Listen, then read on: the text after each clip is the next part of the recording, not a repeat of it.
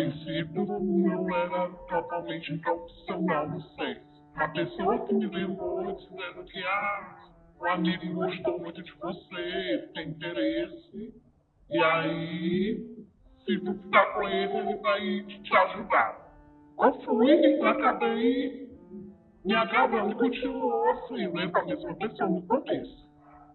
Pra mim, na minha cabeça, eu não ia depender de ninguém, entendeu?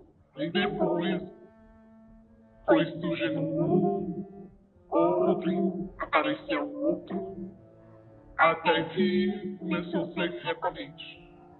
Mas hoje eu não trabalho mais só pelo dinheiro. Por causa da faculdade, eu já pago aluguel, agora eu comprei um apartamento. Então, se eu for pensar no lado positivo, eu adquiri muita coisa nessa posição. Porque se torna um vício. Eu quero dinheiro hoje, eu quero dinheiro hoje, eu vou ganhar, depois eu vou ganhar, vou ganhar. Se torna um vício muito grande, entendeu?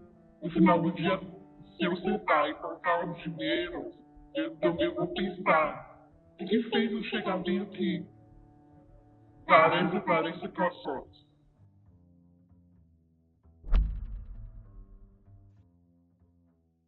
O crime do desembargador Thomas Lisgueira foi um crime que aconteceu no século XIX, em 1873. Ele era sexagenário e ele assassina a sua amante, né? A sua não era uma companheira fixa, mas era uma mulher com quem ele mantinha relações, eventualmente dava uma coisa para ela. Então, Mariquinha tem esse relacionamento com ele, em troca de dinheiro, de presente, de comida, de aluguel de quarto. Mas nos últimos meses, assim, nas últimas semanas da vida dela, ela não quer mais ter relacionamento com ele. E ele começa a perseguir. Isso no dia 10, ele fica tentando várias vezes se encontrar com ela, né, mandando mensagens para ela ir, até que no dia 14, com a promessa de que tem um presente para ela vai. Quando ela entra, ele dá um mata-leão nela, segura a Mariquinha pelo pescoço, e aí Visgueiro tem um pano que cloroformo e coloca no nariz dela. Antes, ele vem segurando ela, depois que ele coloca o cloroformo, ele já vem com uma faca e trava algumas facadas no peito dela.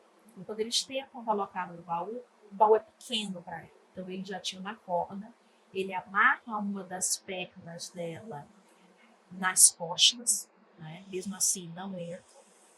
Então ele, com uma perna amarrada, acho que o baú não é fundo o suficiente, ele pega o trinchete, que ele já tinha deixado acolado, corta uma das pernas na altura do joelho e corta a cabeça. E aí ele coloca esse corpo, dobra a cabeça, dentro desse já o caixão, pega o trinchete ainda, abre, faz uma incisão no pescoço, até um bico, puxa as tripas para fora, joga a cal que ele tinha mandado subir, coloca tudo dentro daquele caixão, e aí ele vai para casa da filha, para eu juntar lá uma festa entre a família. E ali, Mariquinha tinha morrido. Naquele ponto ele vai embora. Quando vem o julgamento, ela é revitimizada pelo pai dela, é aí que ela começa a ser, ela é uma devassa, ela é uma prostituta. Então, é o julgamento que a gente tem desses termos aparecendo. Né? As amigas não chamam ela de devassa, as amigas não chamam ela de prostituta. Mas o advogado vai dizer que ele teve uma loucura momentânea, que ele era um pobre indigno, então, e quem é culpado da loucura é. Né? Então, se você vê que todo o discurso do advogado de defesa é para difamar a vítima, é para inferiorizar, é para colocá-la como culpada do próprio assassinato. Foi ela que procurou. Coisa muito diferente de hoje, né?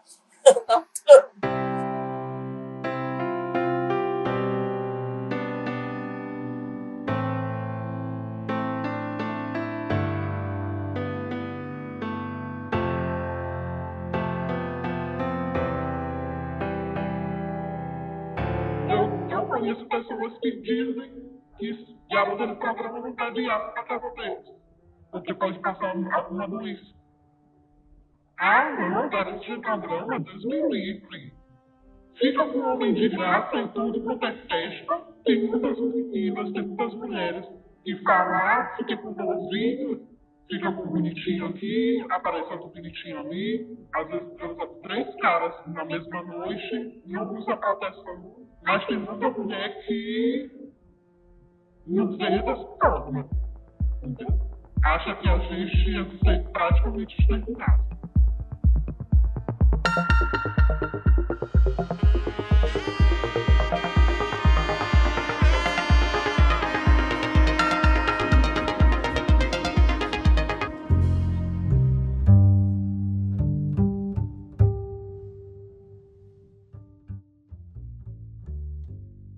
Quando nós pensamos em São Luís na viragem do século XIX para o XX, a gente tem que pensar em algo que também está acontecendo em vários locais do Brasil.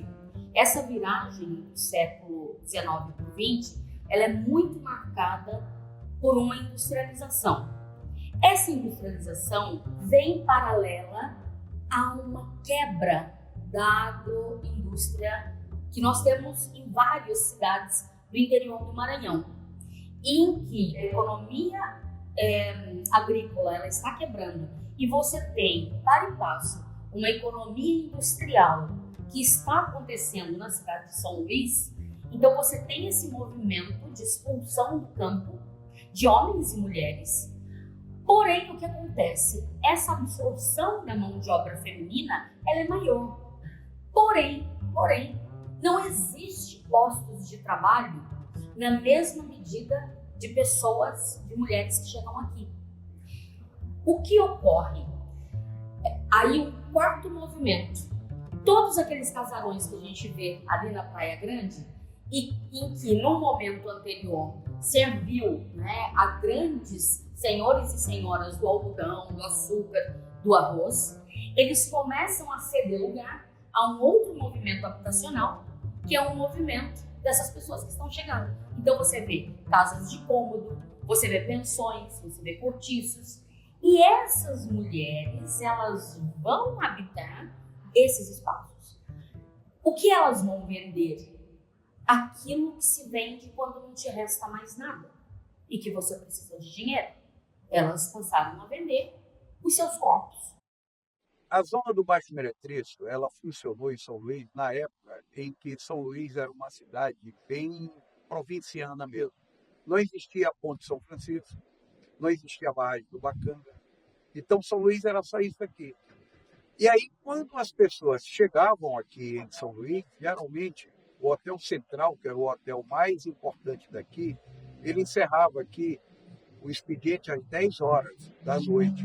Aí as pessoas, inclusive turistas que estavam hospedados por aqui, iam acabar a diversão da noite lá na zona do Baixo Meretrístico, que era um prolongamento ali da rua Herculano Parga. Já é zona, né? Você ainda bota abaixo, né? E que é assim, as pessoas nem têm condição. A gente tem zona, né? Só que essa zona, ela era, as pessoas olhavam como se fosse um lugar só de prostituição, um lugar onde as pessoas fossem violentas, um lugar onde as famosas que dizem famílias não poderiam transitar, né? Então, quando a coisa sai de baixo, tudo que sai de baixo, que a gente joga para fora, isso até na própria vida da gente, né? Esse tema acabou, fulano é baixo, é muito baixa. Então, quando fala baixo, já passa uma coisa que baixo não presta, né? Senhoras, rainhas do lar, donas de casa, que moravam nessa região do Convento das Mercedes para baixo, que na época do quartel da polícia, parece-me que havia uma linha imaginária, uma linha divisória, que quando elas subiam para ir para a Rua Grande fazer compra, elas não passavam na rua onde ficava a zona. Então, as senhoras de família, moças de senhoras de família, não passavam e também nem as prostitutas iam para lá. Havia uma igreja e eu nunca vi uma prostituta assistindo missa lá. As meretrizes, então, elas são a antítese da boa esposa, que será mãe, mas ela seria, então, esse mal necessário. Por quê? Porque as boas moças da sociedade não correriam o risco de serem desvirginadas, de serem desonradas antes do casamento. A gente não quer que a sociedade inteirinha ache que a gente está certo, e alguém tem que achar que a gente está errado para a gente poder dialogar, entendeu? Alguém tem que achar que a gente é puta, porque a gente sabe que enquanto houver puta, houver profissional de sexo, não haver homem. Aquelas mulheres que viviam nessas casas de pensão, vamos dizer assim, desses cortiços, elas eram escravas do sexo. E alguém diz assim, mulher de vida fácil. Não é vida fácil coisa nenhuma. Entendeu? Deve ser uma vida muito difícil você se deitar com um cara que você não quer. Fazer um atendimento entre eles. E ele acabou dizendo que não queria no motel, queria no carro. E aí, quando eu terminei, ele pegou, puxou uma arma de choque e disse que se eu não descesse do carro, a partir daquele momento ele ia me machucar e que eu tinha que descer. E fiquei em choque, porque tem amigas que trabalham com isso e são pais. E por não dizer por isso que ele acabou atirando nela. Então eu também fiquei com medo. Vai comigo, então tiro. Tem uma que xinga a gente do pior modo possível. Entendeu? Quer bater, quer agredir. Eu tenho isso que chegam a dar nojo da gente ficar. E depois fica aquela sensação de inutilidade. Eu fico com nojo de mim mesmo. Psicologicamente não tem. Eu não consigo dizer que eu amo. E tem histórias belíssimas. Elas eram absolutamente corajosas, impetuosas, ousadas, fortes, né? E não é nenhuma glamorização da prostituição. Jamais, né? Não é uma heroicização. Tampouco vitimização. Elas eram sujeitos históricos e estavam ali, na sua potência de direcionamento da vida, né? A prostituição existe em todo lugar. Ela só muda de endereço. Tá? Se você for a São Paulo, tem. Se você for ao Rio, tem. E aqui em São Luís tinha, na época. E ainda há vamos dizer assim, um remanescente do que era a zona do Meretriz, que é a área que fica ali no Oscar Frota, que é conhecido com o nome de Xirizal.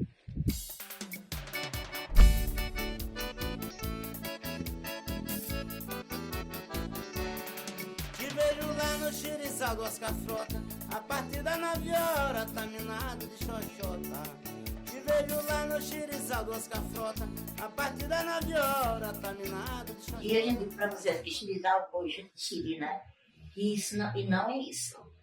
Elas são mulheres que têm uma vagina, que trabalham, entendeu? Portanto, eu estou falando da minha posição, da coisa que eu gosto, sabe? Eu não gosto. Quando às vezes as pessoas falam isso, pejorativo. A Prefeitura de São Luís tem uma parceria muito importante com elas, onde a gente realiza ações de prevenção e testagem dentro dos prostíbulos, dentro dos bares, né? A gente vai para o Oscar Frota, que é uma região de muitos prostíbulos, e realiza toda uma ação de prevenção combinada, onde a gente leva a vacina da hepatite B, a gente leva a testagem do HIV, da sífilis, da hepatite B e C, e leva todo o suporte de orientação pedagógica para a prevenção das STIs e hepatites virais, né, na perspectiva da prevenção combinada, que é combinar outras estratégias de prevenção junto com o preservativo. Então, quando a gente chega, tem uma aceitação muito importante e uma vai passando para a outra, a informação. Então, às vezes, uma vai trazendo a outra, né? Então, é um trabalho de uma aceitação muito importante. Às vezes, a gente leva ginecologista, a gente leva o clínico geral, né? Às vezes a gente tem a consulta clínica ou do profissional de enfermagem ou do profissional médico, elas já recebem ali mesmo a medicação, conforme o que foi diagnosticado na consulta clínica, medicações básicas, né? Em 2022, realizei uma pesquisa com as profissionais do sexo, cis, mulheres cis, onde essa pesquisa a gente estudou comportamento, atitude e práticas e a prevalência de HIV, sífilis e hepatite B nas profissionais do sexo. Ficou evidenciado na pesquisa que muitas das vezes elas não têm a capacidade de estar negociando a questão do preservativo. Às vezes o poder aquisitivo, um programa ser mais caro, elas abrem mão da segurança e da saúde. Nas boates mais elitizadas, a gente encontrou profissionais do sexo que tinham conhecimento das outras técnicas de prevenção. Elas sabiam o que era PEP, o que era PrEP, quais são as vacinas que elas precisavam se prevenir, mas aqui na periferia do centro, nos pistões, não. Universal para elas, as formas de prevenção era preservativo. Aí um dia a gente está numa situação, a gente fala, vou derrubar o casal. E eu fui lá, falar com um grande amigo meu, que é meu amigo, que era nessa época assessor de Castelo. Aí eu fui lá e falei assim, vem cá, vocês vão me derrubar. Ele eu falei assim, olha, tem o prefeito aí, que eu vou juntar uma festa e a gente vai fazer um auê na frente da prefeitura. Aí, levantou da cadeira, eu disse, vem cá aí, sabe como é esse auê? Ele disse, não, elas vão nua. Menina, ele achou tanta graça. Ele achou graça, mas eu não estava achando graça. Só que, claro, não era doida, né? Mas assim, era o momento da crítica deles, e eu devo fazer aquilo. Aquele pedacinho ali que ele derrubaram, foi uma porque lá era um bar maior que tinha ali, onde elas massicavam, né? Então esse bar foi derrubado, não deram nada para o dono do bar, eles fizeram isso, uma maldade, mas enfim. Mas continua, e agora nessa grande briga vai ser essa, porque eles têm que ajeitar a rua.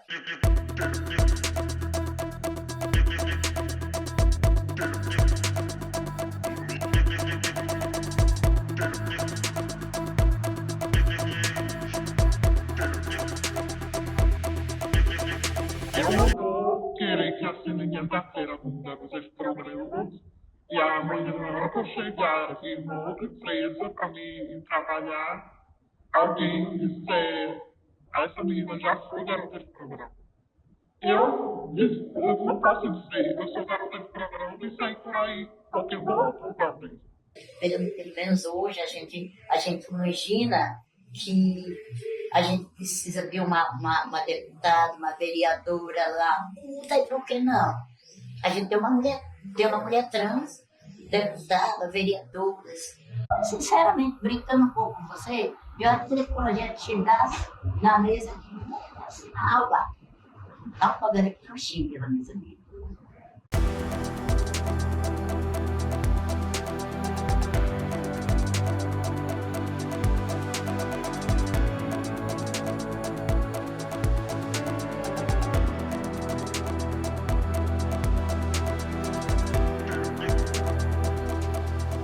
Faz todo sentido. Quando eu entendi o poder de assumir culpa e parar de ter vergonha, foi uma liberdade tremenda.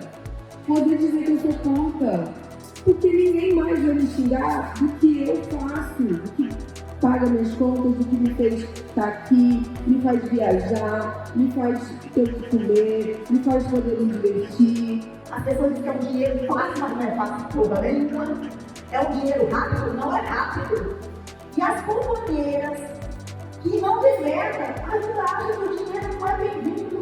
Porque ele se gasta, ganha rápido, mas gasta muito rápido também. Pois, companheiras, nós temos que ter metas. O dia